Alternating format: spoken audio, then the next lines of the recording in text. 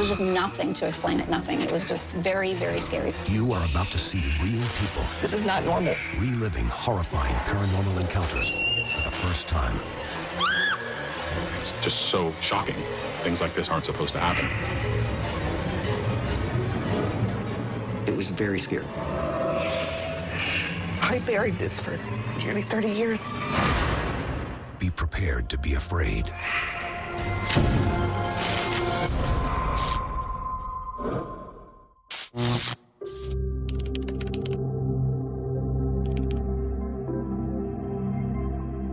TJ's Deadly Dreams, story number 13, featuring TJ. Take one.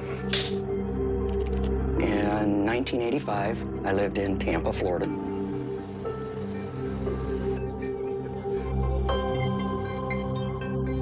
I had a very vivid dream one night. It was the most intense dream I had ever had in my whole life at that point in time. I could see the whole thing. My brother was riding a bicycle. A van with big side mirrors was coming down the road.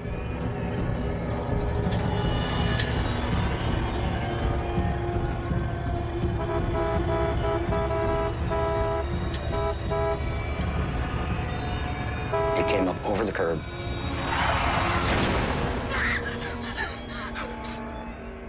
My brother, his head hit the side mirror, and he flew through the air. And he just laid there. It was like I was there, and it woke me up. I woke up screaming. TJ woke up the next morning flooded with relief that it had all been a terrible dream.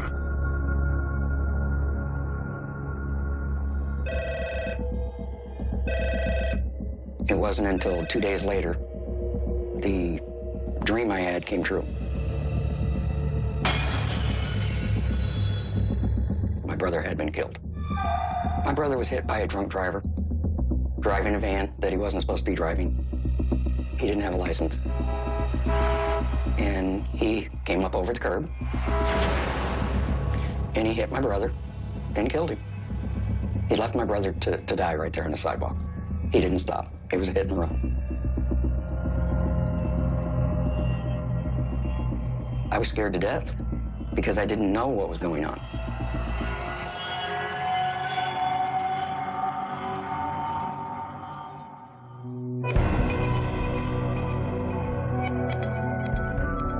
When I went back to Michigan for the funeral, they hadn't caught the gentleman that hit my brother, so they were still looking for him.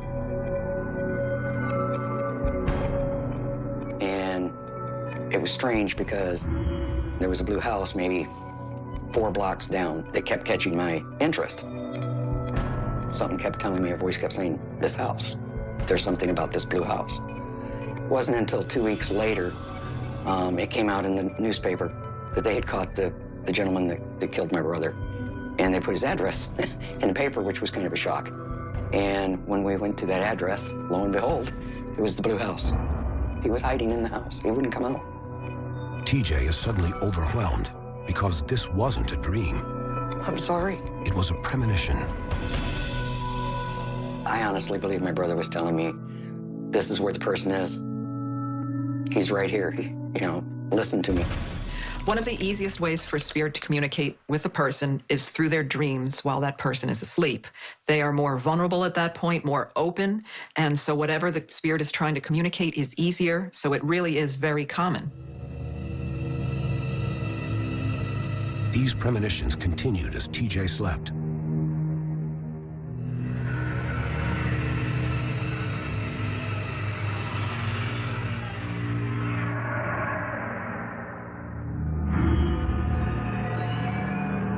I had another premonition dream of a friend of mine.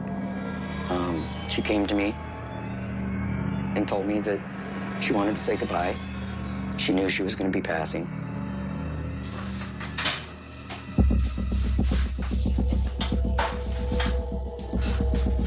I came home from work, and the person I lived with said, I have some bad news to tell you.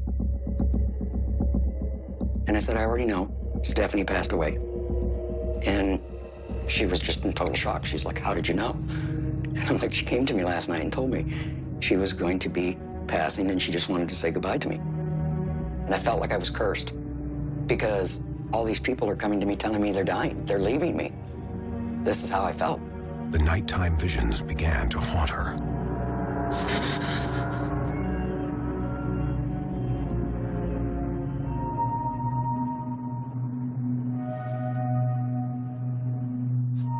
Pat was my significant other for 23 years. In 2006, we decided to go separate ways.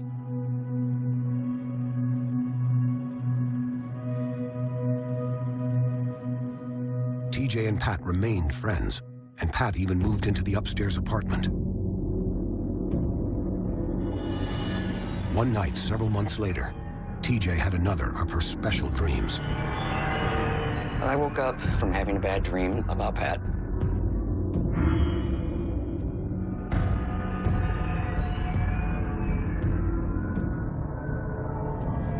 I visually seen her laying down, half on, half off her bed, and she was gray, and it scared me.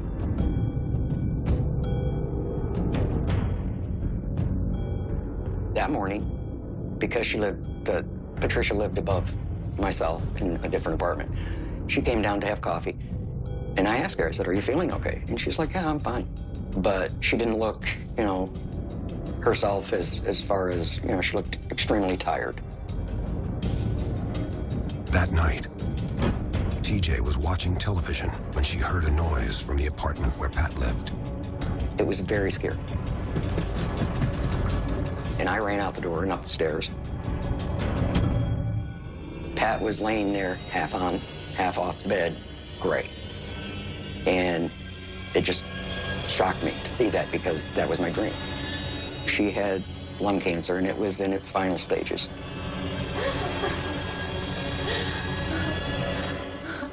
We may not be able to understand it, but people who have a very close rapport in life continue that connection after death. And it's important that we listen and pay attention to what that spirit may be trying to tell us, because that bond is still there, trying to help us. TJ told her new partner, Angel, about her deadly dreams. At first, I was a little skittish about it, but I didn't doubt her any whatsoever until it happened to me.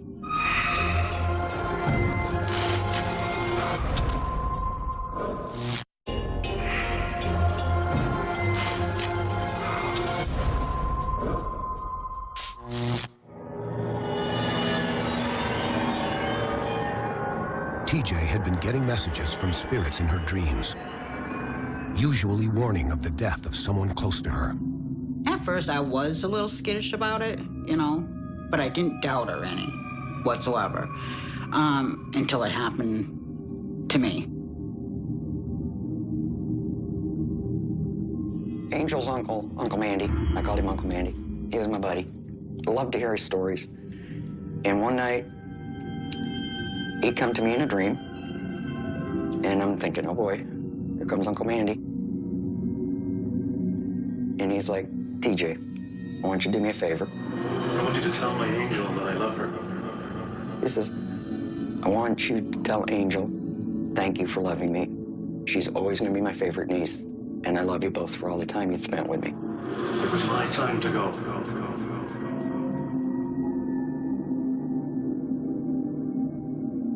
And then I woke up. And it was probably 4 o'clock in the morning. And I got up because I knew what this dream meant.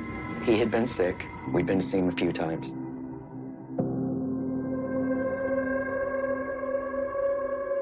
I went to the kitchen table, and I sat down and started drinking coffee and waiting for Angel to wake up, thinking to myself, I know how she's going to take this. That's her favorite uncle. She loves him to death. How am I going to sit here and tell her that he came to me in a dream?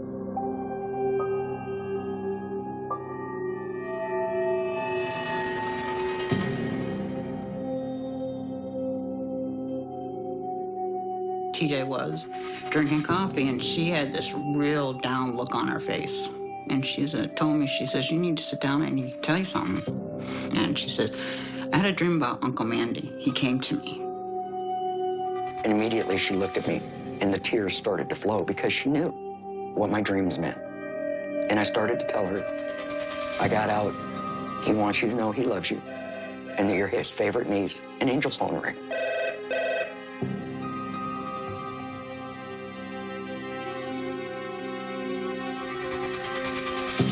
And it was my Aunt Donna. And she said, Angel, Uncle passed away last night. And I told her, and I said, I know. She said, how'd you know? I said, because TJ told me. It was very hard to have to sit and tell Angel that somebody that she loved so much was going to die, that he had died already.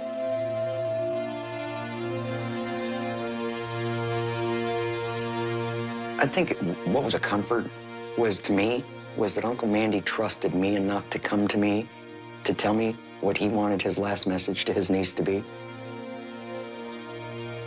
And after that, I realized I have a purpose, and that is listening to the voices that wish to speak. You know, they want to be heard still, the spirits.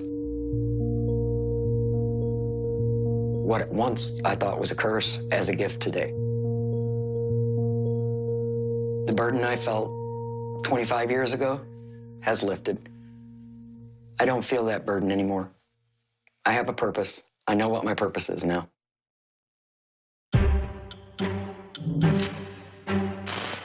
Sometimes messages from the spirit world are delivered with love, but not always. Sometimes they come through as a curse.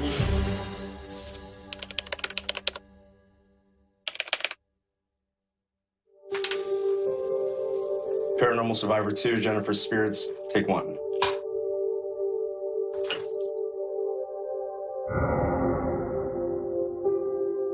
We moved there when I was around 3 years old. As I got older, I started noticing things.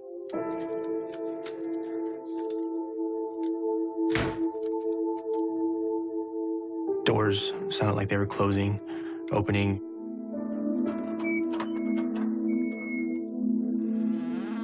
You'd hear the door plain as day, just open or close. And we would go into the back of the house, and the door would be either all the way open or all the way shut. Just the opposite of what we left it. Not just the doors had a mind of their own.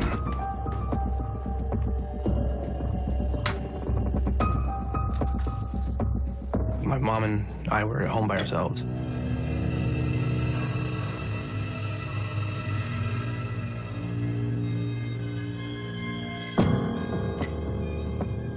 We had the lights going off and on.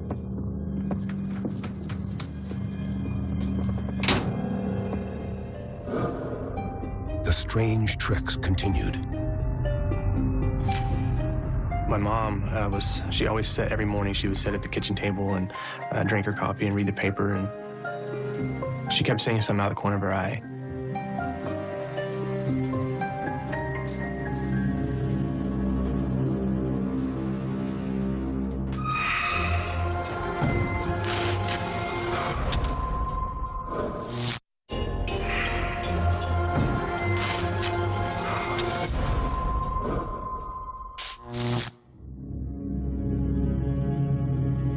Strange things have been cropping up in the home of Bill Salzman and his mother, but neither was prepared for what happened next.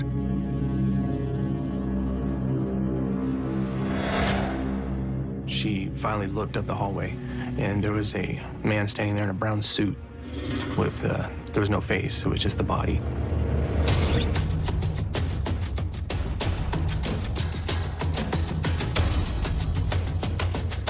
And as she looked at it, it moved off and just disappeared.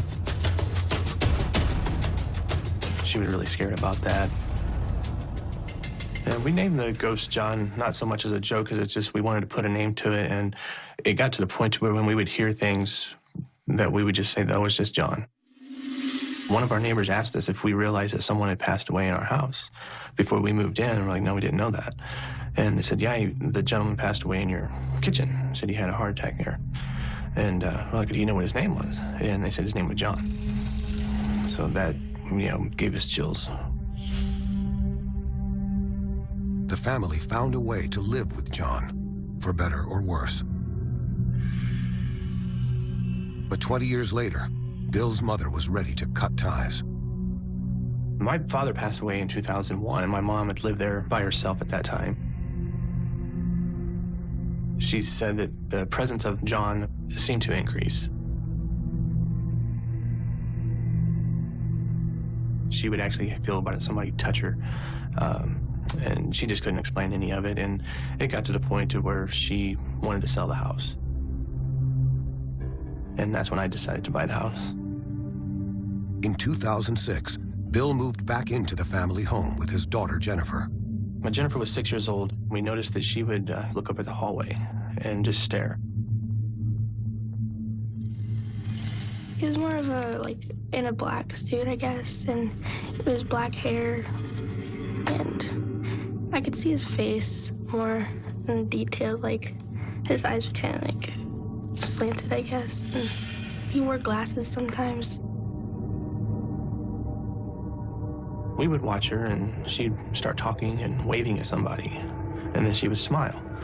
And we could never figure out. We'd always go and look, and we never could see anything or figure out what she was doing. Sometimes it would be standing in her closet, other times it'd be standing at the foot of her bed. It never did anything or said anything at that time. It would just stare at her.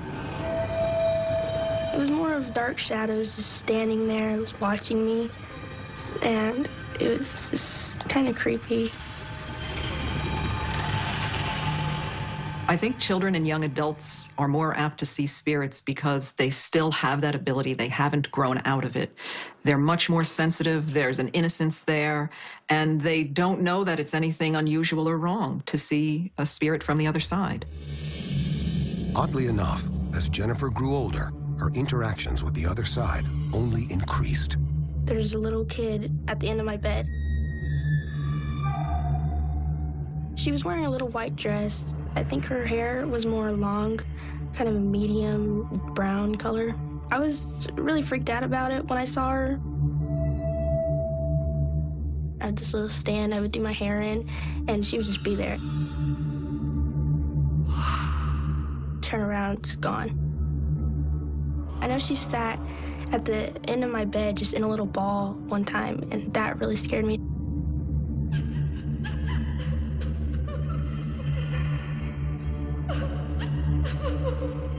It would probably happen every other day.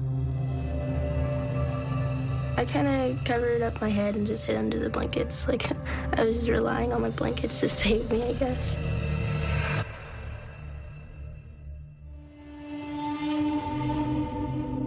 When Jennifer became a teenager, things got even worse. Come join us. When I turned 14, it escalated. Kill yourself.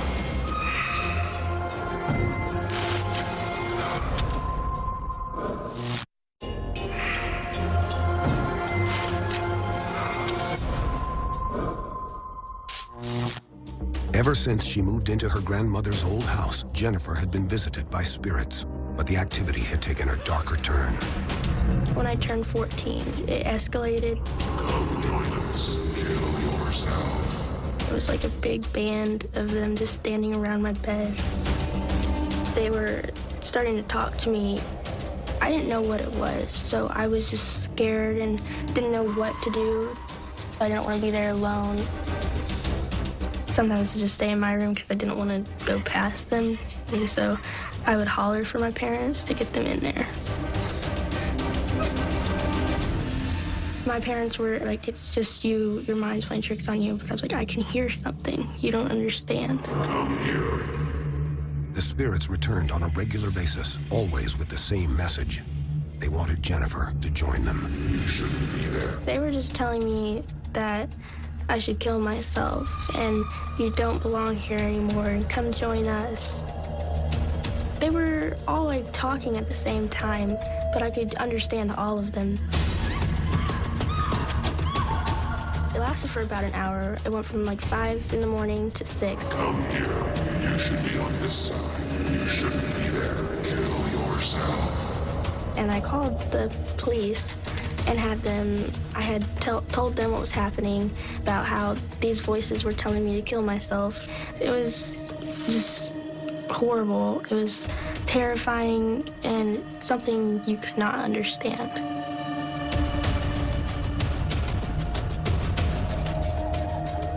I was woken up, and my wife tells me, hey, you're gonna have to get up. The ambulance and fire truck's on their way to our house. And she goes, Jennifer had thoughts of suicide. And so she called 911. I didn't know what to do at that point. I went into the emergency room, and there were like few psychiatrists that came in. They were talking to me. Jennifer was in the hospital for 8 days total. It's not a case of mental illness hearing spirit voices. Maybe years ago they might have thought that, but people have the natural ability to hear voices from the other side. Before Jennifer came home, we ended up contacting Heart of Illinois paranormal investigators. I've been working as a paranormal investigator since approximately 2007. It was oppressive. It was a really, when you walked in the bedrooms, there was really a heavy feeling. Jennifer's bedroom being the worst. We detected multiple spirits in the house. There was mainly one in her room, and it was male. And he was angry, and he wanted us gone. Janice immediately began a cleanse to rid the house of the malevolent forces. We went through the house with sage, holy water, and blessed salt. And we would put salt on the windowsills and the corners and the closets, and we said prayers for the spirits to leave. And we always say the Lord's Prayer after. And we put holy water crosses like on the windowsills and the doorway when we leave. And then we go to the next room, do the same thing through each room. Jennifer's room, you know, was a little hard. In heaven, give us this day our daily bread. Because the spirit didn't want to leave.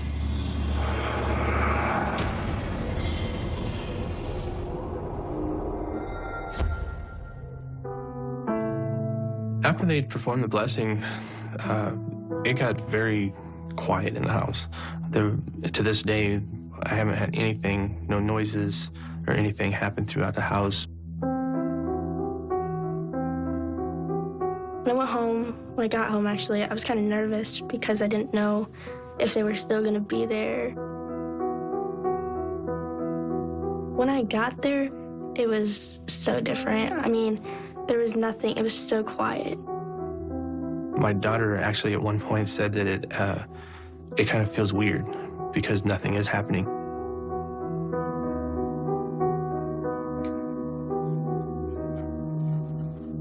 My room was just still quiet, but I do listen to my music still because I don't want to hear anything just in case.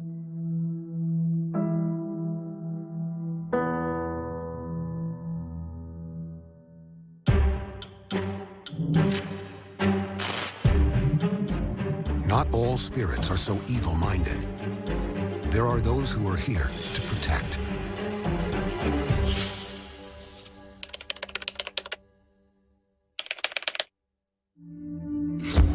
Paranormal Survivor 2, Robert's Phantom Fighter, story number 15, take 1.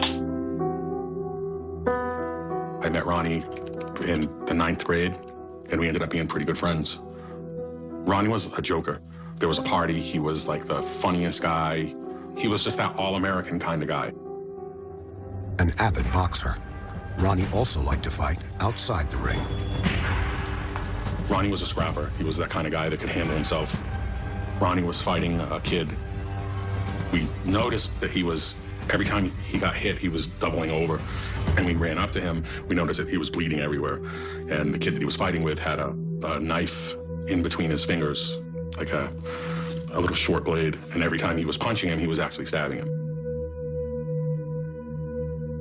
So Ronnie didn't make it. It was hard. It was hard. Ronnie dying was a hard hit. It's at that age, you're gonna live forever. And here's this guy that we all looked up to. 20 years later, a family emergency brought Robert back to his roots.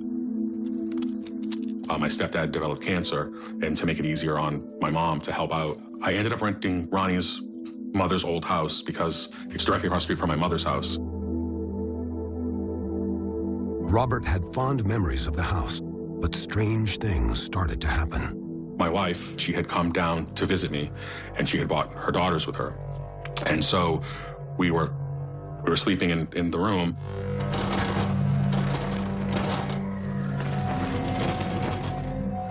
And the bed started shaking. And when I say shaking, it's violent. It's not just a little bump on the bed. I mean, it's a big, heavy bed. When I felt like the kicking of like the footboard, it woke me up, and I was like freaked out. I was scared, and I woke Robert up, and I was like, I felt that. It just felt like when you opened your eyes, you would see someone at the foot of the bed, maybe hitting the bed, but there was never anyone there. These wake-up calls happened every night for weeks, each time at 3 a.m. I wasn't comfortable there at night. It was like scary. I slept real close to him.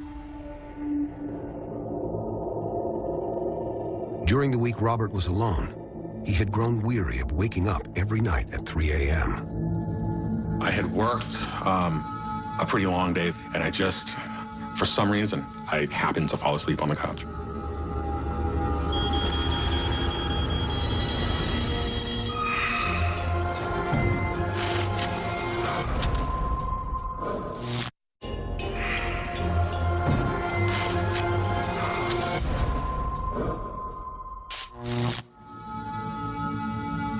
Since moving into the home of his late high school buddy, Robert Johnson had been woken by strange activity every night at 3 a.m. For some reason, I happened to fall asleep on the couch.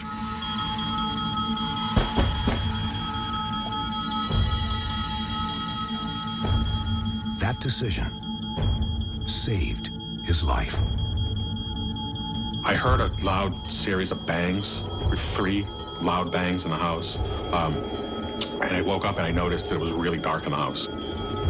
So then I noticed I couldn't breathe. At that point, I realized I smelled fire.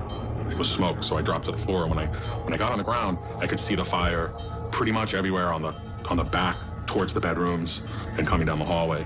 At that point, I realized my house is on fire. So I kind of crawled towards the door and threw some clothes out, and that's how I got out of the house. I lost everything. The house had a faulty electrical service. They actually tracked the fire down to 1 breaker, to exactly right where it happened. The fire inspector told me that if I would have slept in the bedroom, that I wouldn't have made it because it went up so quick. He was pretty shaken up from the fire. He tried to, like, you know, be strong and tough about it, but yeah, he was pretty shaken up about it. I had spoken to my sister, who also knew Ronnie. And she was like, oh my God. She was like, you've been being woken up at this time every night, Rob. That means something. And she was like, I think that it was Ronnie trying to get you out of the house. She said, I think that he was just getting you prepared to get up and go every night, 3 o'clock, to get you up and out and moving. Spirits become guardians of people on a daily basis, especially the loved ones, especially your family members and your friends. It's not uncommon to have a friend of yours you haven't seen for quite a few years that become your spirit guide and help guide you through there. And you'd find out through a reading for a medium, or even going to see a psychic, or even a visitation, you may see that person through a dream or physical state. With nowhere to stay, Robert moved back to his old house with wife Tina. But at night,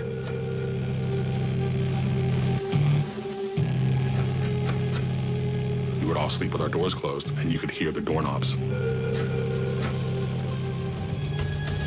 You could see the doorknob turning, and you could hear it, and I was like, Robert, you hear that? Are you awake?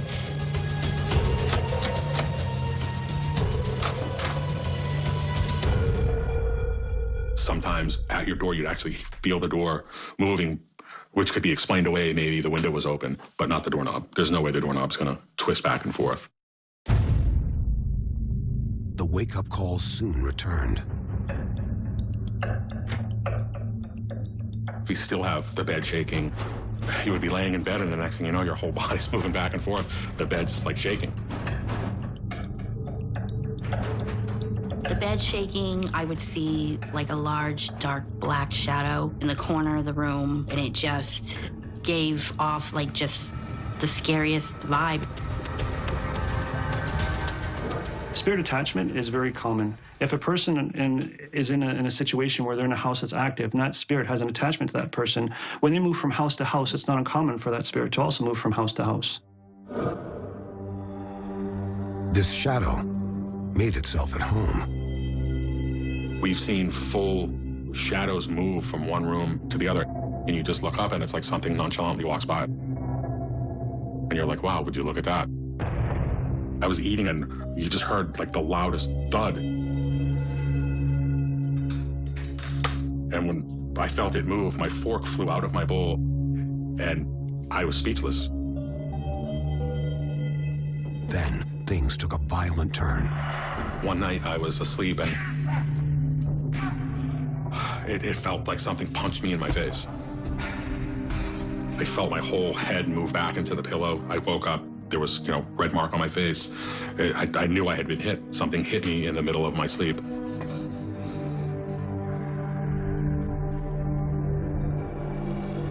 Why is this happening again? And my wife was just beside herself, like, I can't believe that all this is going on. We decided that we had to reach out to someone. There was just too much. I needed an explanation. I needed to know, how do you protect your family from something that you can't see, from something that you can't touch? Tina and Robert both seemed pretty scared by what they were experiencing. Like most investigations, we set up our 4-camera DVR system. We set those up in locations where the client has told us most of the activity is taking place. There's an application we use called Ghost Radar. It can give you voices through it, which are considered EVPs, electronic voice phenomenon. Spirits can try to use these things to communicate. I had no expectations. I just, in one side of the corner, I wanted to find something, and on the other side, I was like, this is just nonsense. What are they gonna find?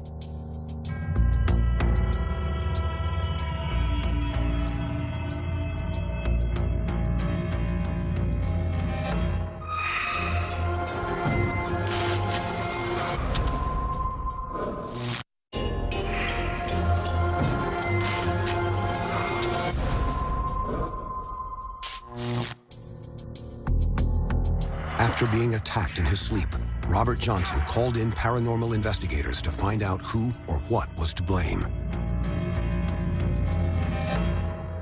During the night investigation, we collected a lot of different data. One was a female voice. One was the voice of it sounded like a young girl or a young child. And another was a male voice. One thing we did notice that was kind of strange,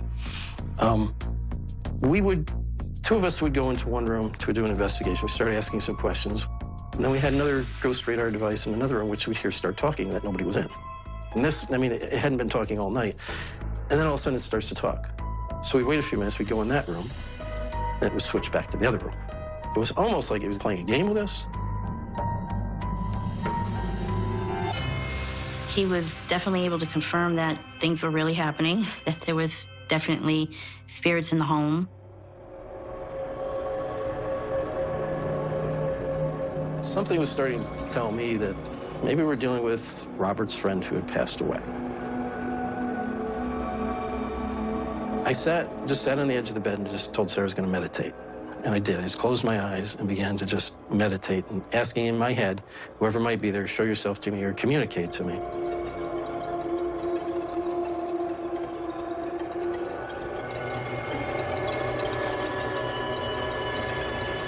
And I have this strong vision. It was like me looking at you. Taller gentleman, dark hair, well-built, chiseled features.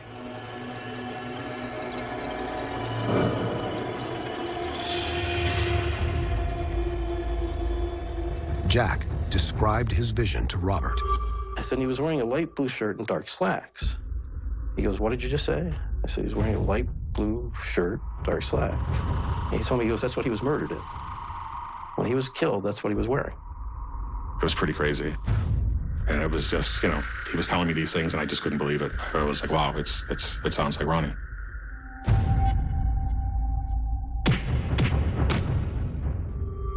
I believe Ronnie was trying to communicate with Robert by using physical force, because they had always done that in their teens. Always just hitting each other, fighting together. And I really think it was Ronnie who had hit him that night. It was the next morning before Jack completed his investigation. I did do a clearing of the house. And we did ask anything that was negative to leave. I did tell Ronnie he could stay. If he was there, he could stay because he's Robert's friend. And I knew he wouldn't be there to do any harm to Robert. I feel okay if Ronnie's there. Maybe he's making sure that things don't get too crazy. After Jack left, you felt that heaviness go away in the house. It didn't feel scary. You felt totally different in the house. And that was a good feeling, to have that heavy feeling go away. Do I think that Ronnie's still with me? Yes.